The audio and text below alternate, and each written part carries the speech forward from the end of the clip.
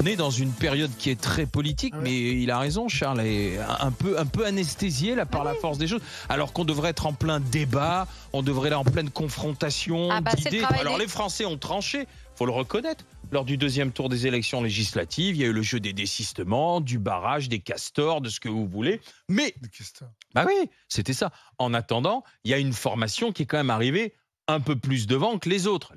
En tête, même si elle n'a pas la majorité absolue, c'est le nouveau Front populaire. Mais là, on est dans les atermoiements présidentiels de « faites-moi une coalition à côté ». Pourquoi ? Parce que Emmanuel Macron joue sa survie politique aussi, et il aimerait bien, il ne veut pas d'une cohabitation avec le nouveau Front populaire, il ne veut pas, encore moins du Rassemblement national, et donc il aimerait que ceux qui sont le plus sur sa ligne politique arrivent à faire une coalition, à recréer du macronisme, pour venir à l'Assemblée nationale et faire en sorte de se rapprocher le plus possible des fameux 289. Oui, parce que c'est ça la majorité absolue. Et donc, en attendant, le nouveau Front populaire sort la carte de la destitution, sachant pertinemment, parce qu'après, il ne faut pas se leurrer, on est quand même dans le concert de pipeau, mais sachant pertinemment que la procédure de destitution du président de la République est impossible, mais ça permet de resserrer un peu, de se compter dans ses rangs, en voyant qui est motivé pour aller au carton contre le président de la République. Du côté du Parti socialiste, on ne veut pas la procédure de destitution. Nous, on sera plus pour la motion de censure à ce moment-là. Ils veulent surtout sauf que quel que soit le gouvernement qui arrive à ce moment-là à l'Assemblée nationale, pouvez être sûr que s'il y a de la France insoumise, c'est ce qu'a dit la droite et le Rassemblement national, ils le feront tomber dans les 10 jours qui suivent. Mais ils sont tous tenus par la LFI, les socialos, les communistes. S'ils ont encore des députés dans l'Assemblée, c'est parce qu'il y a eu les accords électoraux avec la LFI. Donc de toute façon, ils sont tenus par Mélenchon et sa bande de dingos là, de gauchistes, d'islamo-gauchistes même. Donc oui, ça y est, bah oui, parce que ça n'a pas changé depuis, tu sais, c'est toujours les mêmes. Donc je suis navrée. Les socialistes, ils peuvent très bien faire la moue et tordre la bouche. De toute façon, ils sont dans le bateau et le capitaine du bateau, c'est Mélenchon. Et par contre là, oui, c'est démocratique que ce soit Mélenchon le capitaine du bateau, puisque c'est lui qui a fait la carte électorale, c'est lui qui a dit voilà, là, ok, on veut bien enlever notre député pour mettre un socialo, alors qu'on peut pas vous blairer et que vous avez été les agents du cantionniste, on les a entendus pendant les européennes. Donc tout ce marigot, et je vais vous dire franchement, je sais même pas comment un socialiste peut encore se regarder devant une glace de s'être fait élire par ces gens-là. Non mais de toute façon, c'est pour ça que tu avais raison tout à l'heure.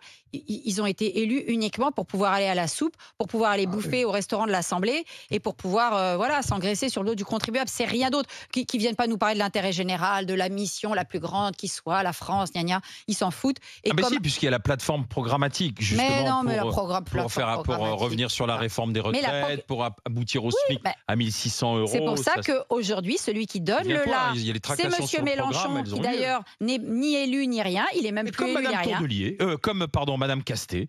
Voilà, Lucie Castet, elle est haut fonctionnaire à la mairie de Paris. On s'est des autoproclamés et apparemment, c'est eux qui donnent le là. Et c'est Monsieur Mélenchon qui donnera le là de ce bloc de gauche. Et c'est bien fait pour eux. C'est tout. C'est pas comme ça que ça va se passer en fait. Moi, je pense réellement que là, Macron, ce qu'il veut refaire, c'est une espèce de macronisme 2.0. C'est-à-dire qu'il va aller chercher les socialos, les écolos en fait. Mais c'est quasiment. Mais bien sûr, il va me faire une espèce de majorité écolo-socialo et des mecs de LR qu'on n'y fasse ni rien comme les autres. Et puis il va recoller ça, puis il va te faire un truc du milieu en fait. Mais ça ne fera jamais 289 députés. Va faire tes calculs, tu vas voir. Ils ont réussi à avoir les postes, tu verras. Il faut se rapprocher, il faut arriver le plus, si tu veux, à 250 pour essayer de faire en sorte que de temps en temps, que Lyot bascule, que Lyot il bascule, qu'il y en ait d'autres un peu éventuellement à droite qui basculent aussi. Tu vois, il va aller chercher les socialos. Pourquoi il se colle pas avec Mélenchon alors que depuis le départ il dit mais le programme il est pas si mal que ça. Bah ouais, parce qu'aujourd'hui ils se disent que peut-être que ça va être mieux d'aller. Et tu vois, tout à l'heure Charles il parlait de Cazeneuve. Moi, je pense que Cazeneuve, aujourd'hui, c'est le profil qui va plaire à tout le monde là-dedans. Mais pas chez les socialistes actuels. Tu as entendu certains socialistes actuels, on dirait des mélenchonistes. Mais comment tu peux être socialiste quand ton ancien président, enfin, quand tu parles de socialo, moi je parle de socialiste des vrais en fait. Quand tu parles de socialiste, enfin, les dernières lois qu'a pu faire Hollande, Macron, il est socialiste au départ parce qu'il travaillait sous un gouvernement. Donc en fait, les socialos, c'est que ceux aujourd'hui qui sont socialistes, c'est quoi? C'est des gens qui veulent manger à la gamelle parce qu'ils savent très bien que territorialement, en fait, le nom de socialiste parle encore à certaines personnes. Mais moi, je suis à l'Assemblée nationale, ces gens, ils vont aller manger à la gamelle. Et la gamelle, tu sors un Cazeneuve, il plaît à droite, il plaît à Macron, et puis il plaît à la gauche. Et ben, t'as réglé ton problème et t'auras tes 290. Est-ce que tu crois que Europe Écologie Les Verts avec Madame Châtelain, etc., ils vont aller bouffer à la gamelle de Macron. Qui aujourd'hui a envie d'aller bouffer à la gamelle de Macron? Qui, franchement? C'est le radeau de la Méduse. Tout le monde sait très bien que si tu montes là-dedans, 2027, tu peux dire adios. Non, mais eux, ils visent 2027. Si tu montes aujourd'hui dans le bateau de Macron, tu sais que 2027, c'est foutu pour toi. C'est pour ça que Wauquiez ne veut pas y aller, parce que Wauquiez, il voit 2027. Si aujourd'hui, il met un petit doigt là-dedans, Wauquiez, il est foutu pour 2027. Donc tu verras qu'il tiendra son parti. Comment tu veux que les socialos ils passent de 1,5 avec Hidalgo à 51 en 2027? En fait, aujourd'hui, ce qu'ils voient tous, c'est garder. Tout est possible. Quand tu vois que Macron a été élu en 2017, tu te dis que vraiment tout est possible. Allez, on va passer il n'était pas si bas, mais il n'était pas bien haut, va. On va aller du côté du Gard et du côté du département de la Vienne. C'est Frédéric et Alexandre qui attendent pour prendre la parole. Frédéric, bonjour. Bonjour. Frédéric dans le Gard. Alors, qu'est-ce que vous pensez de cette idée de destitution de la France insoumise? C'est une très très bonne idée. Je vais vous expliquer pourquoi. De mon point de vue, c'est une très bonne idée puisque déjà c'est dans la Constitution, donc quelque part c'est un cadre légal. Ensuite, c'est une très bonne idée puisque depuis qu'il a été élu et très récemment, M. Macron fait tout et n'importe quoi. Tout et n'importe quoi. Et ceux qui payent l'addition, c'est nous, les Français. C'est nous, tous les jours. Il n'y a pas de pouvoir d'achat. Quand on va faire nos courses, c'est n'importe quoi. Quand on va à la station essence, c'est n'importe quoi. Là, ça a baissé, hein. J'ai l'impression qu'il est hors sol, ce monsieur. Il ne sait pas ce que vivent les Français. Ceux qui l'ont élu. Et ils l'ont élu pourquoi? Ils l'ont pas élu parce qu'il était gentil et qu'il avait un sourire Colgate. Ils l'ont élu parce que c'était contre Le Pen. Ouais. C'était contre Le Pen et sa clique. C'est comme ça qu'il a été élu. Alors, si on fait toujours la politique du moins pire, faut pas s'étonner qu'au bout d'un moment, on actionne cette carte de destitution. Parce que je suis désolé, on va droit dans le mur, qu'il y ait destitution ou pas. Vous allez avoir, je vous le dis, une nouvelle manifestation de gilets jaunes dans pas très longtemps. C'est obligé, c'est obligatoire. Les gens n'en peuvent plus. Ils n'en peuvent plus, les gens. Ils en ont marre. Et tous ces piscopies là, tous ces gens-là qui se disent hommes politiques, qui n'ont aucun courage, qui ne savent que de très très loin leur propre passé, Monsieur Ciotti en tête, qui est président des LR et qui fait alliance avec l'extrême droite, mais on marche sur la tête ici. On marche sur la tête. C'est quoi l'exemple qu'on donne aux jeunes? Parce que François Hollande qui s'associe à la LFI, ça ne marche pas sur la tête. C'est quoi l'exemple? Non, mais parce que, mais Frédéric, parce que Monsieur Hollande, ancien président de la République, qui s'associe avec la LFI, on ne marche pas sur la tête. Mais je suis d'accord avec vous, madame. Monsieur Hollande, il a tué la gauche pour 40 ans à venir. 40 ans à venir, il a tué la gauche, Monsieur Hollande. Donc, je vous le dis, moi, je suis plutôt gauche. Mais je sais que M. Hollande, il s'est tiré une balle dans le pied. Oui, mais Frédéric... Et j'en veux pour preuve les législatives qui ont eu lieu là. Qu'est-ce qui fait qu'aujourd'hui la gauche est la première force du pays en termes de législatives? C'est parce qu'il y a LFI. Vous l'avez très bien dit. S'il n'y avait pas eu LFI, mais le Parti socialiste, il serait mort et enterré depuis longtemps. Oui. Il est, je vous rappelle. Hein. C'est pour ça que Mélenchon est la rassurance vie. Et je vais vous dire quelque chose. Monsieur Valls qui fait le tango là, qui est là à tous les angles de rue pour savoir s'il n'y a pas à bouffer dans la gamelle. Mais vous vous rendez compte de l'exemple que vous donnez à la jeunesse aujourd'hui ou quoi? C'est quoi ça? C'est quoi ça? L'exemple à la jeunesse, vous savez. Oui, mais je suis désolé, madame. L'exemple à la jeunesse, c'est comme l'éducation avec les enfants. Je suis désolé.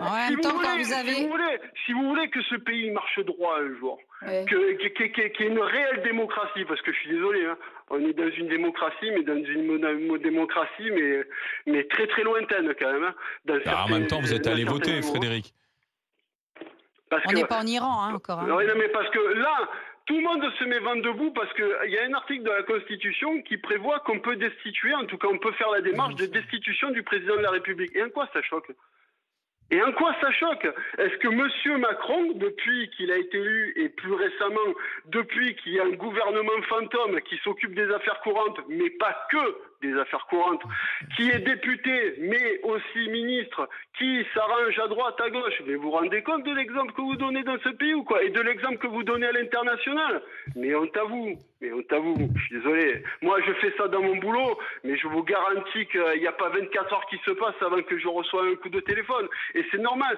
Tous les gens dans ce pays, tous les gens qui font aujourd'hui la force économique de ce pays, si demain ils font le quart de ce que fait Monsieur le Président, mais je suis désolé. En même temps, je vais vous dire un truc. Courrier en lettre recommandée et je vous garantis qu'ils passent au trapèze tous.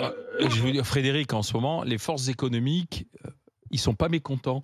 Parce que finalement, il y a une espèce de stabilité qui est là. Vous voyez, il n'y a pas d'incertitude. Il y a pas d'incertitude. Non, mais je t'assure. Pas tout. Hein. Dans l'immobilier, va avoir 0 transaction. Hein. Ouais, mais ça, c'était avant, déjà. Si tu veux, là, la crise de l'immobilier, ça fait un moment. Là. Oui, mais là aujourd'hui, du coup, au niveau de la fiscalité, il n'y a pas le NFP au pouvoir, ça bouge pas. Finalement, on a envoyé des lettres de cadrage budgétaire là, qui ont été envoyées par le gouvernement démissionnaire, ce qui est quand même assez incroyable. Mais le gouvernement démissionnaire envoie les petites lettres de plafond budgétaire à l'ensemble des ministres. Et là, finalement, vous savez, je me demande finalement, le gouvernement, si on pourrait faire 100. Non, mais on n'a qu'à faire monarchie absolue avec M. Macron président. Hein, alors, en tout cas, Frédéric, on entendait votre colère. Alexandre, bonjour. Bonjour. Qu'est-ce que vous en dites, vous, Alexandre? Alors, vous avez entendu la colère de Frédéric? Oui, mais tout le respect que j'ai pour Frédéric, ça me fait un petit peu sourire, parce qu'il y a 2 points qui m'importent. Le LFI, pour moi, c'est juste une mascarade, c'est une honte. Enfin, je ne comprends pas qu'on peut avoir des élus payés une fortune, qui sont censés être là pour le bien commun et qui n'en ont rien à faire, premièrement. Deuxièmement, qui était là pour entamer une procédure de destitution quand Macron a vendu les bijoux de la France comme Alstom et compagnie aux Américains avec tous le savoir-faire français? Personne n'était là. Personne n'était là pour destituer Macron quand il a commencé à vouloir entamer une guerre avec la Russie en Ukraine en envoyant des troupes, c'est pas officiel, je sais, mais en envoyant plein de choses. Personne n'était là non plus. Et là, ils veulent entamer une procédure de destitution pourquoi déjà? Pour manquement. Pour Madame Castet. Ils n'ont pas choisi le Premier ministre LFI qui ne représente certainement pas une majorité à l'Assemblée. Pardon, c'est vrai, qu'est-ce que c'est important? Non, la LFI, elle sert à rien. La trêve des JO, elle nous a fait un bien fou parce qu'on ne les a pas entendus, on ne les a pas vus. Et je l'entends, l'auditeur précédent, il a raison. La situation économique de la France, elle est minable. La situation géopolitique mondiale, elle est minable. On est nuls. On est retombé dans les pires travers de l'histoire de la République. Non, mais on a bien organisé les Jeux Olympiques de Paris. Oui, effectivement. J'ai déjà oublié. Hein. C'est mieux que rien. J'ai déjà oublié, moi. Et tant mieux, c'est cool. On a évité la honte, une honte de plus. Mais il y a plus important que ça dans la vie. Il y a le quotidien des Français et ce que fait LFI. Et qu'est-ce que vous attendez, vous, Alexandre, alors, comme Premier ministre ou comme gouvernement, alors? Je n'attends plus rien des politiques depuis 10 ans. Je n'attends plus rien d'eux. Moi, je fais ma vie. Oui, mais vous êtes chef d'entreprise, sauf que c'est vous, ce sont les responsables politiques qui décident de la politique économique de la France, de la fiscalité, des taxes et autres. Donc, ils n'aident pas sur le gasoil, ils n'aident sur rien. Donc vous votez plus? Vous votez plus, Alexandre? Je ne vote plus, non. Ça fait bien longtemps. J'ai dû voter une fois pour Bérou. C'était drôle. Je me suis ravisé par la suite. Non, je n'attends plus rien d'eux. Je n'attends plus rien d'eux. Oui, mais en même temps, justement, enfin moi je comprends tout à fait. Hein, il ne faut pas voter quand on ne sait pas pour qui voter. Mais c'est justement en s'abstenant et en ne participant pas à ces grands moments démocratiques pour lesquels il a fallu beaucoup se battre tout au long du 19e siècle. Pour justement s'éviter des catastrophes. Et à titre personnel, je pense que la perspective de la Mélenchonie est un grand danger pour la démocratie. Donc, il y a un moment, il faut se mobiliser quand même. Oui, vous voulez vous mobiliser, je suis d'accord, mais aujourd'hui, le premier parti de France, ça reste les non-votants et les non-inscrits. C'est eux les plus nombreux en France. Donc, il faut aussi se poser des questions pour dire pourquoi on est aussi nombreux. Oui, mais justement, vous faites leur jeu, justement. Vous faites le jeu de tous ces politicards, parce que croyez bien, moi, je pense que si le vote, par exemple, était obligatoire, on aurait d'autres hommes et femmes politiques. Parce qu'ils sauraient qu'à un moment donné, le coup près, inévitablement, il tombe. Aujourd'hui, ils peuvent réussir à se faire élire. Écoutez, vous avez certains députés, pas que LFI d'ailleurs, mais enfin les LFI sont particuliers, c'est très intéressant d'étudier leur carte électorale. Ils arrivent à se faire élire dans certains quartiers avec 2 tours d'immeubles. Moi, je suis désolée, quand vous vous faites élire avec 10% ou 15% du corps électoral et qu'après vous venez vous pavaner en disant « je représente le peuple », moi, je pense que justement, si on mettait le droit de vote obligatoire, obligatoire avec une petite amende pour celui qui veut pas voter, et il y a toujours la possibilité de compter le vote blanc. Croyez bien que ça modifierait aussi un petit peu le profil des élus. En Belgique, ça l'a prouvé, vote obligatoire, ils sont restés plusieurs mois, voire même quasiment plusieurs années sans gouvernement. C'est vrai que ça marche bien en fait ton idée, Barbara. Non, mais le vote, c'est un choix, Barbara. La Belgique, c'est un autre pays. Moi, je vais te dire, la Belgique. Allez voter, cautionner des gens qui gagnent 8 000 boules par mois, qui te disent, avant de se faire élire, je vais faire ci, je vais faire ça, et quand ils sont élus, ils font le contraire. François Hollande, c'est comme l'incarnation. Justement. Mon ennemi, c'est la finance, mais alors une fois qu'il était en place, son ennemi, c'était plutôt le peuple. S'ils font le contraire, ils sont dégagés. C'est comme les juges aux États-Unis. Ils toujours, ils reviennent par la porte. Merci à Frédéric et merci à Alexandre d'avoir été avec nous. Alors, destituer Emmanuel Macron. Ça, c'est l'idée de la France Insoumise. On va voir ce que vous en pensez. Là, pendant les 20 minutes, on en a parlé sur les réseaux sociaux. Est-ce que c'est une bonne idée ou est-ce que c'est un carton rouge pour la France Insoumise? Donc, résultat final, carton rouge pour LFI, oui, 68,1%. Donc, vous il y a quand même 31%, pratiquement 32%, qui approuvent la démarche de la France Insoumise.